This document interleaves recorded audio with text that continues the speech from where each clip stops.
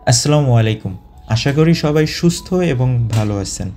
যদিও এটি আমার প্রথম ইনফরমেশনাল ভিডিও, তারপরেও চেষ্টা করব সঠিক ইনফরমেশন দেওয়ার জন্য।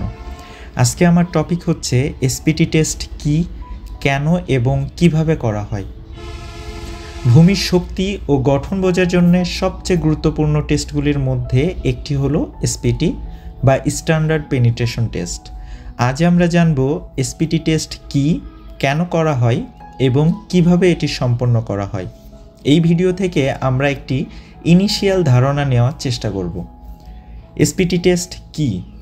বেসিক্যালি এসপিটি টেস্ট হলো একটি ভূতাত্ত্বিক পরীক্ষা যা মাটির শক্তি, ঘনত্ব এবং ধারণ ক্ষমতা নির্ণয়ে ব্যবহৃত হয়। এটি মূলত একটি বোরহোল ড্রিলিংয়ের মাধ্যমে করা হয়, যেখানে নির্দিষ্ট ওজনের হ্যামার ব্যবহার করে স্পামলার পাইপ মাটির মধ্যে প্রবেশ করানো হয়। স্পামলার পাইপের মাধ্যমেই মাটির স্যাম্পল গ্রহণ করা হয়। এসপিটি টেস্ট কেন করা হয়? ভবন, ব্রিজ বা বড় কোনো কাঠামো নির্ণয়ের আগে মাটির বৈশিষ্ট্য জানা জরুরি। এসপিটি টেস্টের মাধ্যমে ইঞ্জিনিয়াররা বুঝতে পারেন মাটির সহন ক্ষমতা, এবং সহন ক্ষমতার উপর ডিপেন্ড করে এখানে কোন ধরনের ফুটিং কিংবা কত লেন্থের পাইল করতে হবে সেটির ধারণা দেন। এসপিটি টেস্ট কিভাবে করা হয়?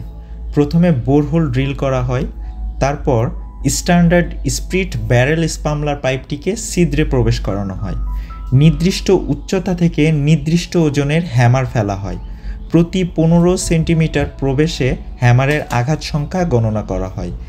শেষ 30 সেন্টিমিটার প্রবেশের জন্য আঘাত সংখ্যা রেকর্ড করা হয়, যা মাটির শক্তি নির্দেশ করে। তারপর স্প্লিট ব্যারেল স্পামলার পাইপটি খুলে মাটি সংগ্রহ করে ল্যাব টেস্টে পাঠানো হয়।